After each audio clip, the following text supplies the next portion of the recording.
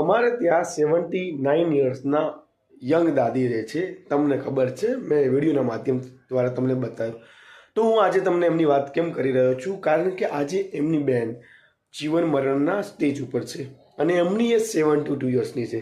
અને આ પ્રસંગ જોઈને મને કંઈક અંદરથી એઝ અ ફિલોસોફર કંઈક એવું ફીલ થાય છે કે કેવું દ્રશ્ય છે કે જ્યારે 79 યર્સના દાદી એમની 72 યર્સની બહેનની ખબર કાઢવા જાય અને બંનેની એજ હવે 70+ છે. પરંતુ કોણ પહેલાં જાય છે એ સમજવા કરતાં કેમ જાય છે અને ભાવ આ મનુષ્ય તા એટલા માટે છે કે આપણે દરેક જોડે એક સારો અને સાચો સંબંધ બાંધી શકીએ.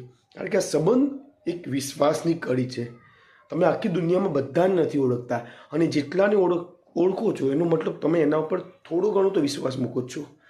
પરંતુ જ્યારે આ વિશ્વાસ ગાઢ બનતો જાય એટલે આ સંબંધ છે ને ચરણસીમા ઉપર આવે અને એની સાચી ઓળખ વિશ્વાસ અને સંબંધ અને પ્રેમ લાગણી બહુ બધું મિક્સ થાય ત્યારે એક માણસ પ્રત્યે તમે આકર્ષાવ છો, એક માણસ પ્રત્યે તમે કંઈક સારી ભાવના અને દિલથી એનું સારું ઈચ્છો છો.